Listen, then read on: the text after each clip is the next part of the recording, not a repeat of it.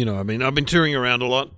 Yeah, it really is. You are living the life of a troubadour. Yeah, absolutely. Where am I going? I'm going to Mount Isa and Cairns in October. So anyone in Mount Isa or Cairns, just Google. I'm there with Brad Oakes. Doing the theatres up there again. Doing the arts centres. Yep. Yep. Not always full, but we always have a good time. Yep. I was in Lithgow. Wow. Lithgow, which is a mining town. It's only 2 hours from Sydney. It's a bit rough. Hello to all the Lithgow people there. Yeah, met some listeners there in Lithgow. Oh, it was great. We had a good time in Lithgow. And then went to Bathurst, which is only 45 minutes from Lithgow, but a world apart because that's kind of a prosperous sort of farming. You been to Bathurst where they have the car race and no, there's a uni. I think I've driven through there on the way. Is it middle New South Wales? Yeah, it's Central West. Yeah, they call it. Yep. Dubbo. Yep. Wagga, Bathurst, Orange. Anyway, so good people. Good part of the country. Great. Yeah. Oh, good food. Good friends up there at Bathurst doing a great job. Bathurst. How is this, though? They've got these beautiful old buildings in Bathurst, like sort of gold rush, because they're gold rush towns. Because of, that's where one of the biggest gold nuggets was found in Hill End, which is near Bathurst. Okay. Yeah, that's where we filmed. The nugget was filmed in Mudgee, which is also, which is like an hour and a bit from Lithgow. Yeah. So, over the Blue Mountains. Anyway, so I went for a walk in these gardens. That's a bit weird. No. By yourself? Yes. Oh, that's weird. No, it's not. Were you wearing a long overcoat or anything? No, I've been to Bernard's Hot Bread Kitchen. Got a good roll there, but Bernard wasn't there. Did you walk and eat? No. No, we sat at the front, me and the other comic, Billy. And finished your roll, and you went, you know what, I'm going to go for a walk in the park by myself. No, then went to Annie's ice cream parlour. They've got an old-fashioned ice cream parlour, which I love. Did you go for a cone or a cup? Yeah, I had a cone. Had just vanilla, Glenn. Oh, really? But you're playing... Why just vanilla? No, You're changing your diet, aren't you? Something's happening to you. No, I just couldn't finish it. Had to throw some of it in the bin. But anyway, that's not good. No, then we went back to the motel, checked in, and then I went for a walk in the park. Yeah, right? Yeah. And the parks are beautiful. They're what time of day was it? No, like 1 or 2. Okay, creepy. Appropriate. Yeah. No, appropriate. Because there's tourists walking around. Yeah. We have a tourist place. So you go for a walk in this beautiful park, and then they've got this great, like a greenhouse kind of thing, an old-fashioned greenhouse with ferns in it. Yep. Right, with ferns in it. You walk around there, and then they've got a plaque on the wall. This is amazing. Charles Darwin visited Bathurst in 1836. It was the only inland place he came in Australia. So he must have landed in Sydney, decided he wanted to go to Bathurst, crossed the Blue Mountains, and visited Bathurst. That's amazing, isn't it? I'm sure it was what was his first name? Was it Charles Darwin? Charles Darwin. It wasn't Keith Darwin or his Ronnie brother. Darwin or... it was the real Charles. So I got up that night at the pub, which was at a brewery. We're doing a gig at a brewery. No, don't tell me. I did a joke. Yep. I don't think you'll guess the joke. Because, there's all rivalry with Lithgow and... Oh, is there? Of course there is. Of course there is, right? They look down on Lithgow. Of course they do. And so what I did, I got up there and I said, do you guys realise that Charles Darwin visited Bathurst in 1836? And a few people went, like there was a school teacher said, yeah, I know. None of you have seen that plaque? And some people, yeah, I've seen that plaque. And I said, so what actually happened? He visited Bathurst. He talked to the people of Bathurst, Charles Darwin. He said, I've come up with this theory, the evolution of species, right, where we have descended from the apes and we've left the apes behind, right? And then he went to Lithgow and went, no, we're still there. No, they got the biggest laugh of the night. They would have loved that. Oh, he's so funny. I think that you've done a good thing there. I think you've worked it in. It's all on topic. Yeah. Yeah. It's a good joke, but I don't know. I can't do that joke anywhere else. I wonder if Darwin went to the same, had a salad roll and an ice cream like you did. Went to Bernard's. Hey, Charles, where are you going? I'm having my ice cream. I'm going to go for a walk through the park. You know what? I reckon put a fernery over there. Yeah. Right there. Thanks, Charles. See ya. Bye. Incredible. Yeah. All right, we'll play the music. Thank you very much.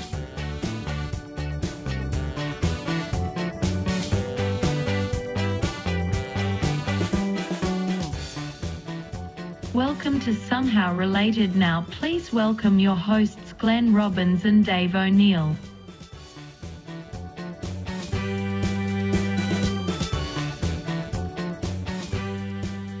Anyway, here we are on the podcast. Somehow Related. You've done a Somehow Related with your little story. Charles Darwin and Bathurst. Yeah. We could have done that. Yeah. We did Tamworth and Did we? Electrical power grids or something. Not once. only do I not remember what we've talked about, I don't remember what the relationship is. Even if I do remember. I think Tamworth was the first place in the world to get an electrical power grid or something, wasn't it? I don't know. I went to Tamworth the other day. It's great. Have I learnt anything from this podcast? No. That's where Hopefully people have learnt something from it. Has it been entertaining? I hope so. we hope so. Yeah.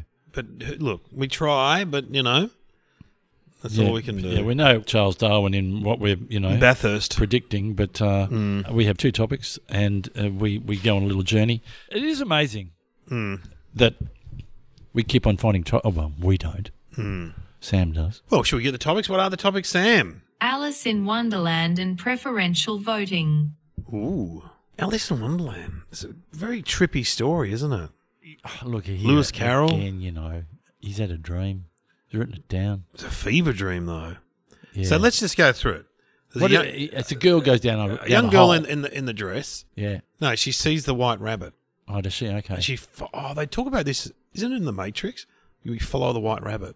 They follow the white rabbit, and then they go down a hole. And what's the first thing she sees? She sees a caterpillar sitting on a big mushroom smoking a hookah. What are they called? Like a shishka. Yeah. I don't know the story that well. I have glimpses. Have you had mind. Have you had a shishka? No. Have you had a Husey was addicted to them for a while. I did a gig with him about 5 years ago. He goes, mate, do you want to go get a shishka? What is it? It's like, in Middle Eastern countries, they smoke that thing. Oh, it's like yeah, a big pipe with a cord and it goes through. And they have different flavours. Yeah, he was smoking it for ages, and then someone rang up the radio and said, it's like having 100 cigarettes. And was he doing it for the flavour, for the high? Yeah. Do you get high on it? Yeah, absolutely. Yeah. We should maybe have a shishka on the show one day. There's See what happens. There's shishka cafes. You can go to a shishka cafe and have a shishka. Yeah. No? Yeah, I'm not doing it. Yeah. You're not doing it? Okay, so what are the characters? Tweedledum and Tweedledee. Oh, was he in it? Were they in it? Yeah, the Mad Hatter. The Mad Hatter. As a twin, you occasionally get called Tweedledum and Tweedledee. Occasionally. Oh, here comes Tweedledum and Tweedledee. And you just, how do you respond to that? You good one, dick face. You can't say anything. Yeah. Good one, Mad Hatter. The Queen of Hearts. Remember she had the big heart thing on her... Yeah. Wasn't it it was a film, wasn't it? Did Johnny Depp do it? Yeah, of course he did. And what did he play? Surely he was the Mad Hatter. Probably. I got to say, I was only thinking about this the other day. Did you? Because I was reading to the grandchild. And did your parents read to you in bed? No. No, nor did I don't reckon our generation did. No. Did you read books like that? Yeah. I read comics. You see, I love comics. All the classics. I mean, you're good with the classics. I think your kids are very lucky. They're book savvy. Book savvy. We as kids we read Enid Blyton. Loved Enid Blyton.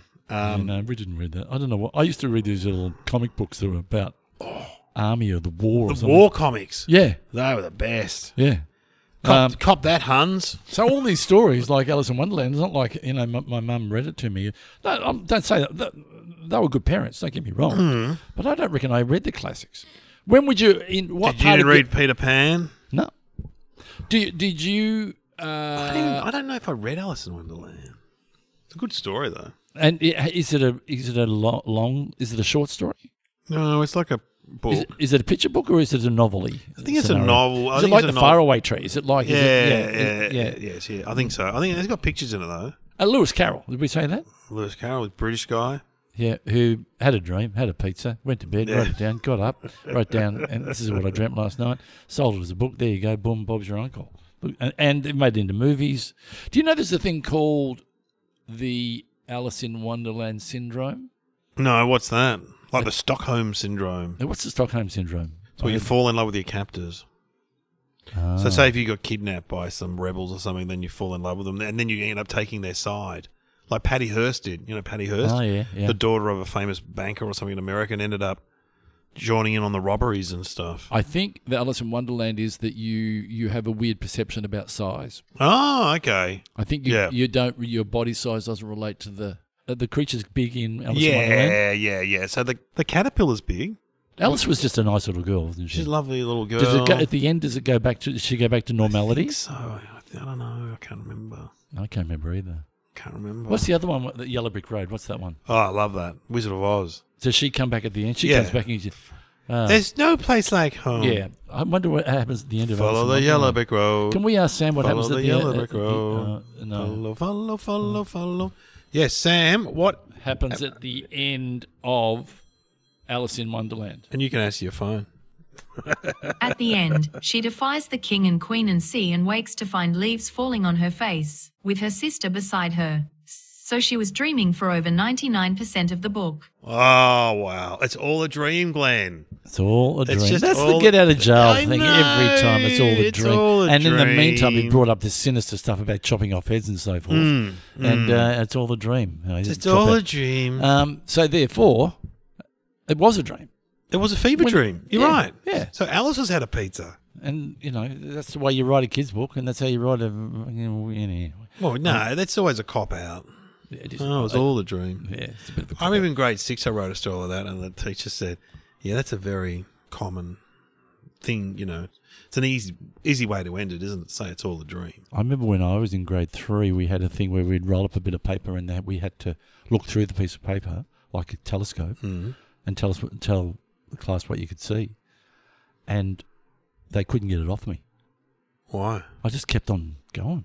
Like my imagination ran wild. Oh, you were crazy. I was a crazy kid, just telling all these stories. And now there's a pirate ship, and then the pirate ship's telling this, and now the land is never. That's why you became a comedian. Glenn, thank you, Glenn. That's enough. No, more. Give Give me me more. more. I had the room.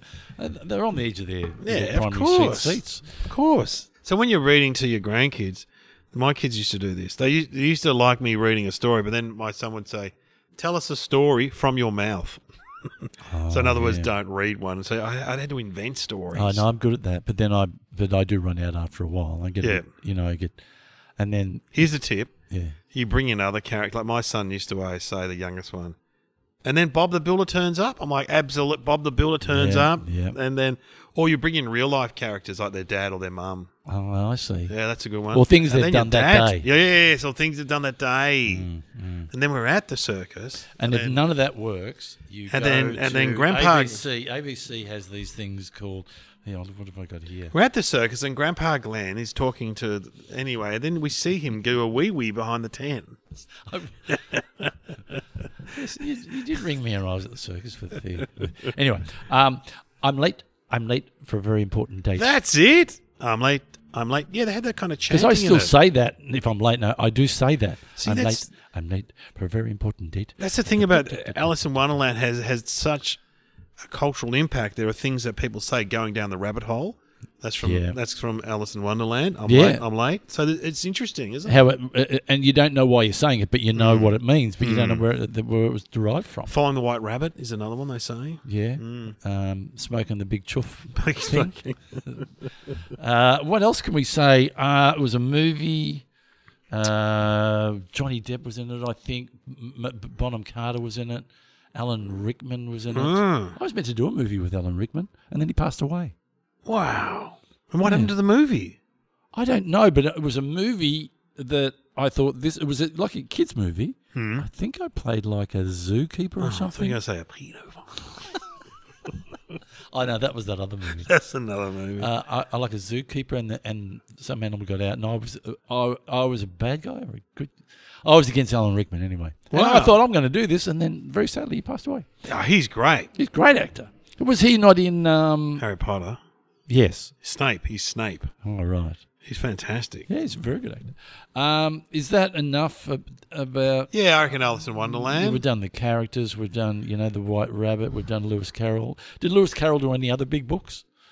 I don't know. I can't think of the Lewis Carroll tome. I reckon you'd be a good kids author.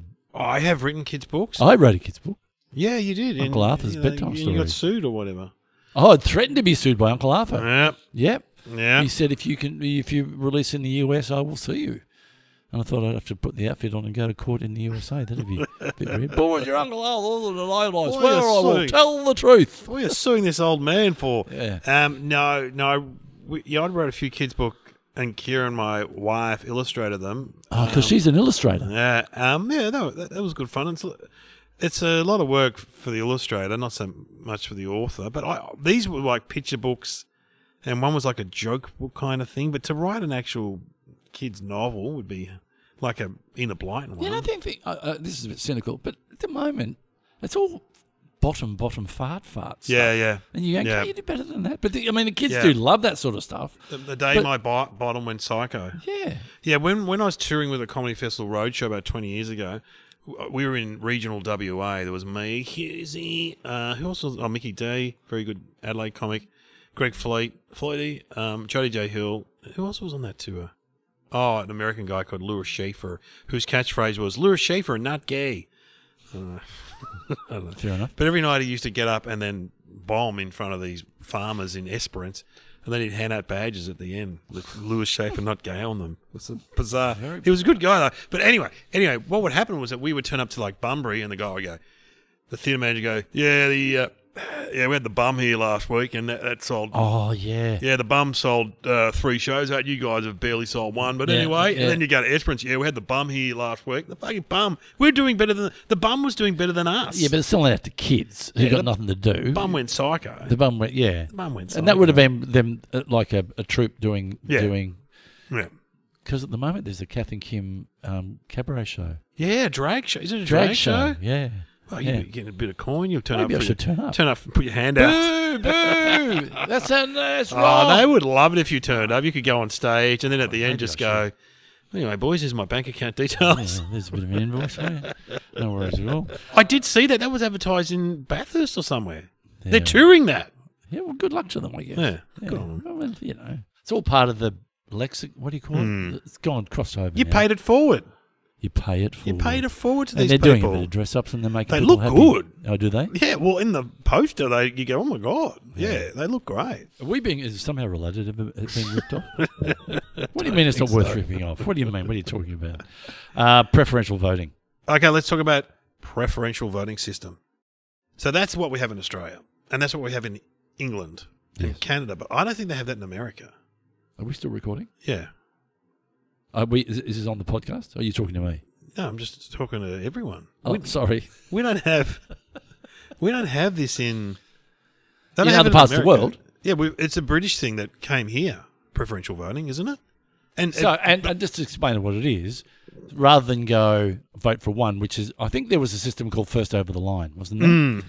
And now it's like, well, I don't want you number 1, but I'll give you number 2, and then you put you third and you fourth. Yeah, and we have that phenomenon where you can get the Liberal Party can get actually more votes than the Labor Party, but the Labor Party will get in because they've won more seats. Yes. So that's all part of the preferential voting system. That's why when you take your how to vote card, if you want to vote for a certain party, you've got to make sure you get your preferences right, because if preferences go the wrong way, it could be a dud vote. But do you sometimes look at the ones they're recommending and go, why are they recommending that guy?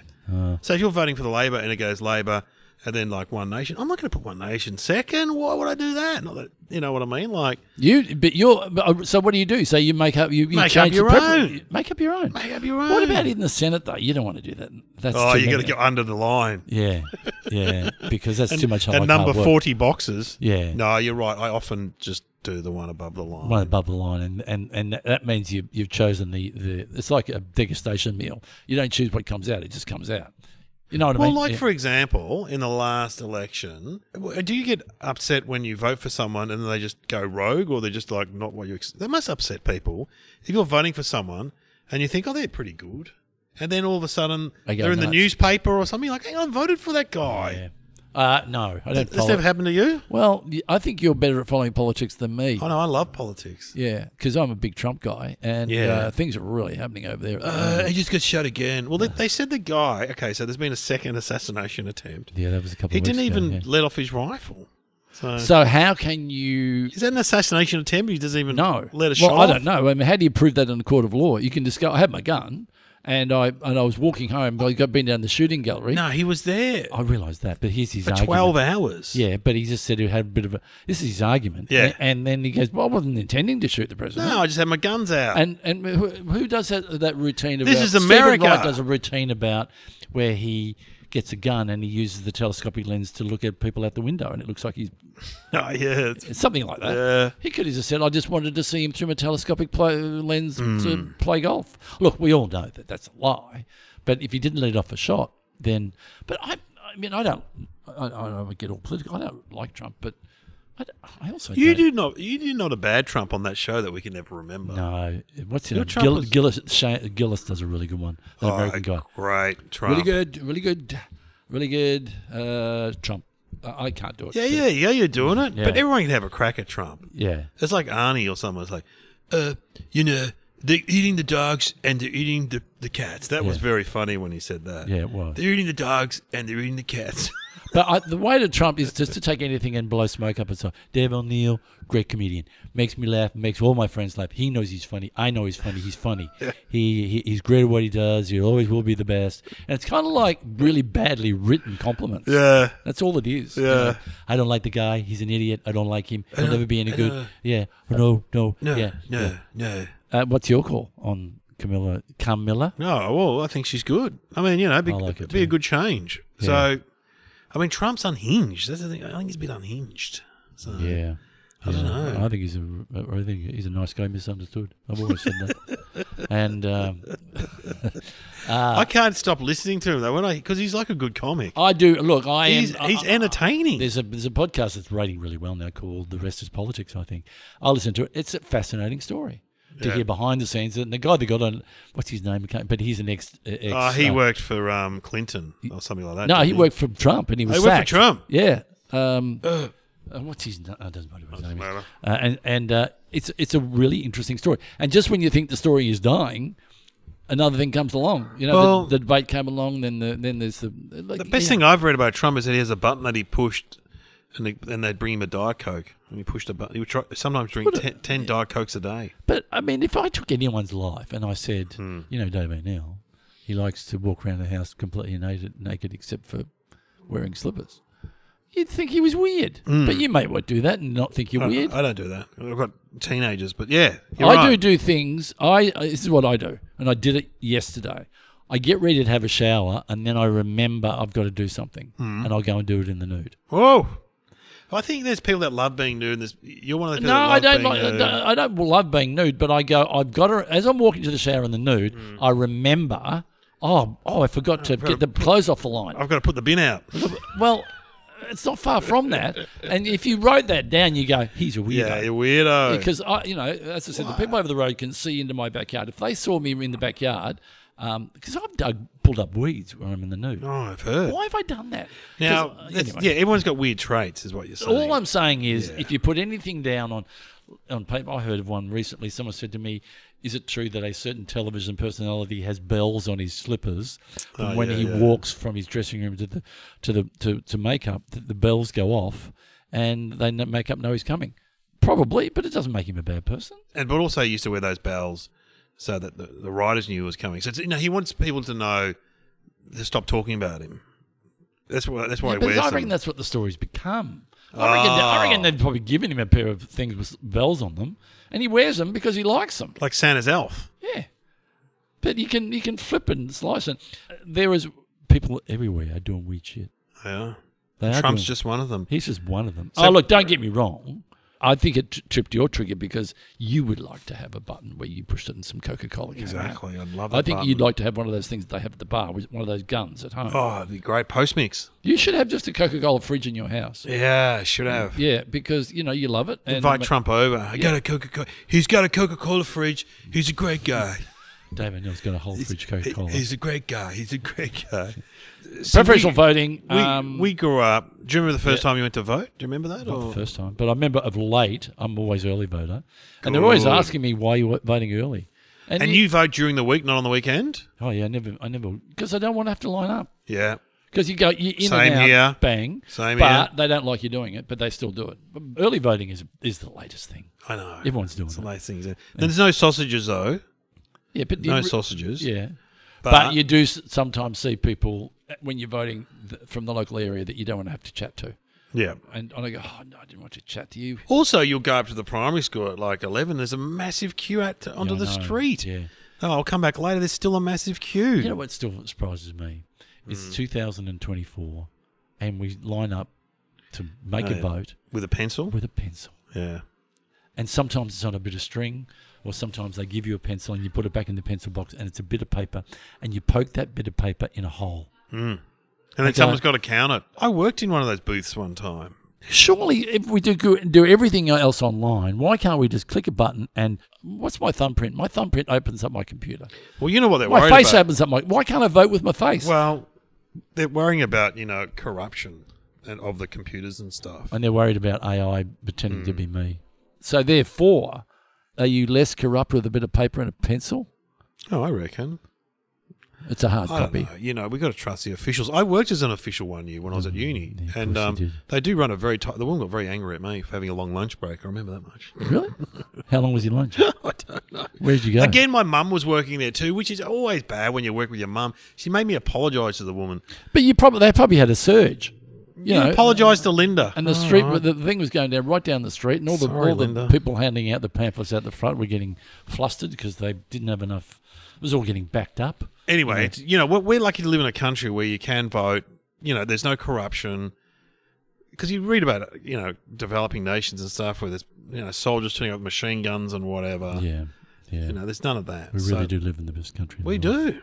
Absolutely. Not that there isn't, branch stacking and stuff that happens in politics. So that absolutely does. But that's not actually preferential What's voting. gerrymandering? They did this in Queensland under Joh Bjelke-Petersen. You shift the boundaries? Yeah, and so if you've got say with Joh Bjelke-Petersen, he would have a big, say Bundaberg, which is a big National Party area, he would cut it into two. So now it's 2 seats. Yeah. It's like, what? What about pork barreling? Pork barreling is the Liberal Party did this with that. Spend a bit of money. Yeah, they put money into their own electorates or into swinging seats.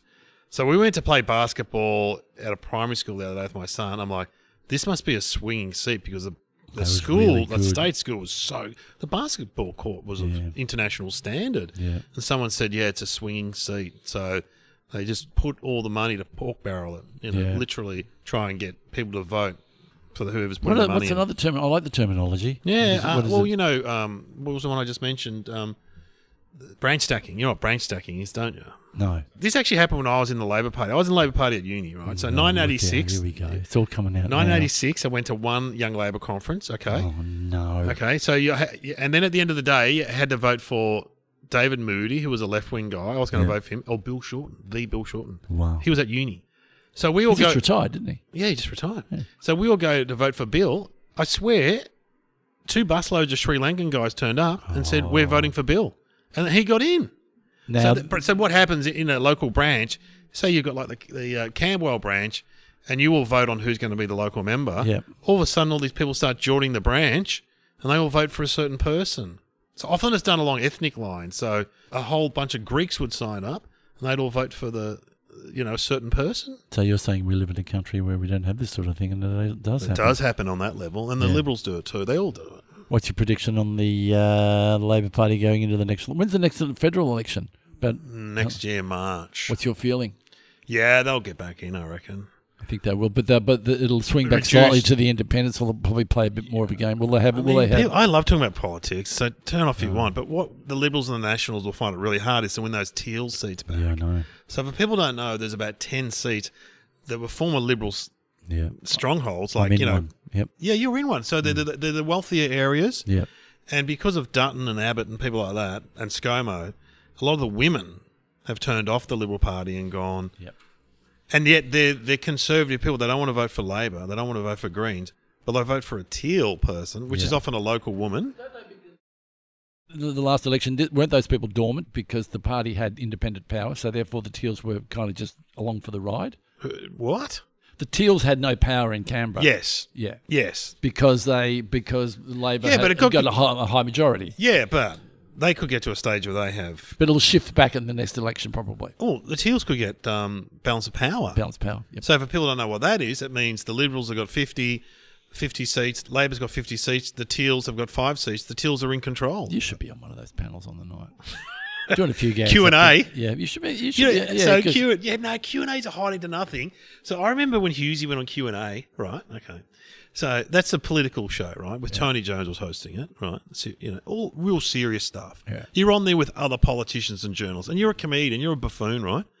Hughesy goes, oh, no, it'll be all right, make some jokes. First question he gets. A hard one? Tony Jones goes, we're talking today about gay people competing in the Olympics. Hughesy, what do you think about gay people competing in the Olympics? No, what can he say? Yeah. Was he set up in a way? No, he just goes, I reckon that's fine. Because you can't do any jokes. You can't. If you're a gay man, you could do jokes. Yep. Heaps of jokes. Yeah. But as a straight man... That's just not good television production. No. Because you've got to lob the person's forehand Yeah. if you want them to do some, be what they are. Yeah. But yeah, I reckon you'd be good. I reckon you could have, around the election, you could have your own. In fact, we could turn over, somehow related, we'll do the election version. Yeah, again, no one listening because people don't like politics. Oh, well, we should have some thinking music. Sorry, yeah, but anyway, you were good there. I could see you were tuned in. You were ready to go. Yeah. I'd like to see you out the front handing out the pamphlets. I've done that before. Of course, yeah. You get abused. Yeah. I've done it for a few different parties, and I always make friends with the Liberal guys. They're Always nice people. I always say hello to everybody. Yeah. I go, have you guessed who I'm voting for? And then I say it again, do you know who I'm voting for? You know who I'm voting for? And then they all think that and then they go, everyone's happy. You take a pamphlet off everyone. Yeah. Yeah. Well, then they all know. I do the same. I take a pamphlet off everyone. And then you go back and you put in the recycle. You go, well, I'm listening, not going to waste paper by taking one from everybody. And then I will have a sausage maybe. And good times. I remember Cal Knight invented a sausage with a pencil in it to have... Oh. Yeah, so you could vote with Genius. it and you could eat the sausage as well. Don't know about lead poisoning, but anyway. So what do we do now? We have thinking music. What can we do? Alice in Wonderland, preferential voting. What about, have we heard What's Her Name too much? It's time for living. Yeah. That was Whitlam's. Yeah, let's hear about that. Whitlam's campaign. Yes, it's time. Right. Let's hear about that.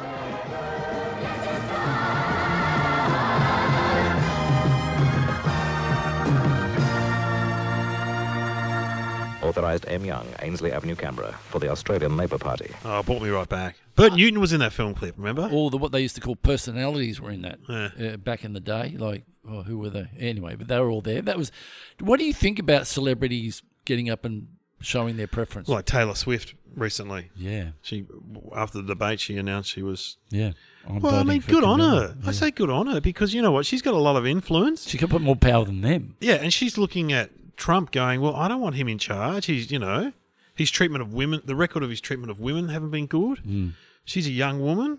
Also the vice president, Jody Vance, who I've read his book actually, Hillbilly Elegy. I've heard. I've read it years ago. It's good. It's really interesting. It's about his life. Yeah, he was from a real hillbilly family. Yeah. For him to achieve what he's achieved is pretty remarkable. Yeah. But anyway, whatever. So, he had a go at childless cat ladies. So she's got a sense of humour. She signs it off. Childless cat ladies. So it was pretty funny. As someone said, you're always happy when they support the side that you support. But when they come out and support the side you don't support, you're like, oh, no. Yeah. You know what I mean? Like, oh, no. So, do we have a go now? Yeah, go on. What is the connection? What is the connection? The connection is made. I'll have a crack. Alice in Wonderland, because there's a voting scene in it, isn't there? There's a bit of they have a vote. Yeah, they have an election in it, I think, don't they? In Alice in Wonderland. Is there a tea party? Is that where the tea party comes from? You know what? Maybe that's a reference to it. Did that come before the Boston Tea Party, though? I think tea parties were just a thing. I think we're both the same. They got the idea. There was some sort of preferential voting in the book. And are you saying that's where the idea that he came up with it, and then they took it from the book and applied it to the process? Yeah. What is the answer, Sam? Dodgson's method is an electoral system based on a proposal by mathematician Charles Dodgson, better known as Lewis Carroll, the author of Alice in Wonderland. Gee, he's a talented man. Well, imagine that.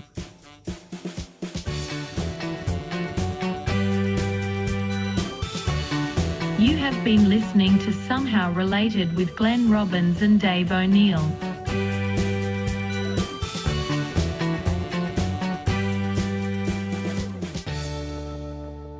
God, what did you do today? I wrote a book and I came up with a preferential voting system. Oh, what's that?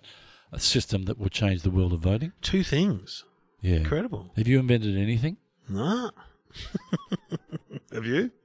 You know, you come up with ideas for invention and then you see someone else has done it. You're like, oh, okay, fair enough. Yeah, I think enough. everything's been done. No, you can just come up with a simple thing. I was speaking to a guy down the beach. I was up in Queensland, up in Noosa, and I said, "What do you do?" And he said, "I'm an inventor." Yeah, right. And what'd you say next? What have you invented? Yeah, I didn't say that. I didn't want to push him because it just felt like he didn't want to talk about it because he just wanted to stay as an inventor. Remember there was a show on TV called The Inventors? Yeah, with James O'Loughlin. That was great. James O'Loughlin hosted. That was the newer version. Then that was great. Oh, back in the old days with The Inventors, wasn't there? Yeah. And they would turn up with a thing that they have.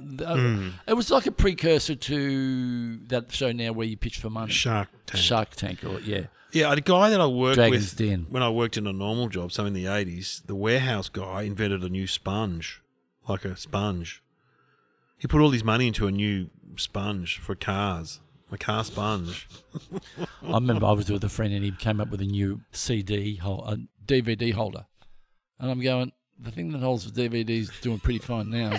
I don't think you're going to... And he had to have it made up and spend a whole lot of money. And Nothing happened to it. You got to patent it and, Yeah. Well, I remember I was doing the movie Takeaway and Vince Colosimo was on it and the extras, you have extras.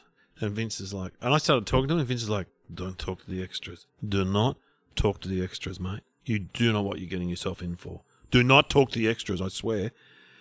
So anyway, I start talking to the extras and this guy's like, I've developed a new game of cricket. And I'm currently in the process of selling it to Kmart, and I'd love you to be the face of it. And I'm like, oh, man. And I'm looking at Vince, and Vince is shaking his head. Mate, I told you, do not talk to the extras, mate. How's this? About 2 years later, I'm walking through Kmart. There it is on the shelf. You could have made $1 million. I could have been the new face of the new cricket game. Oh, Vince. I'm never taking your advice again, Vince Colosimo. I tell you what you'd be good at. Yeah, the face of. No, I reckon inventing a biscuit. Oh, yes. Or a chip. Or an ice cream. Ice cream. On a stick. I don't want to, you know what? I don't want to be the inventor. I just want to be on the board. Yeah, you just want to put the idea. I just want when they bring the new one in, the Choc Whopper or whatever it's called, and this is the new one coming out, and I'll get to taste it and have an opinion on it. We could do the somehow related Glenn and Dave, like remember the twin ice creams with two, they were stuck together with a stick each? A stick for Glenn and a stick for Dave? Yes. Yeah, what I mean? So mine would be really... What was it called, that one? 2-in-1. 2-in-1. Love the 2-in-1. And there was also the... How early did you pull it apart? That was always the question. Yeah, and there was the Smurf one too, which is blue and white. So what are you saying? That we have a 2-in-1 Glenn and Dave, right? And so the Dave side's big and fat and very tasty. Your side's skinny and measly and made out of quinoa. No, but here's the thing. Yeah. On the ice cream stick, we have the topics. Yes. Oh, and brilliant. then you eat the ice cream and it reveals the answer, which is written on the... What a brilliant idea. Brilliant idea. I mean... God, I hope Streets and Peters are listening. Because that is... As you lick it, more comes out. This is bigger than the Barney Banana. Here we go. Somehow related ice cream.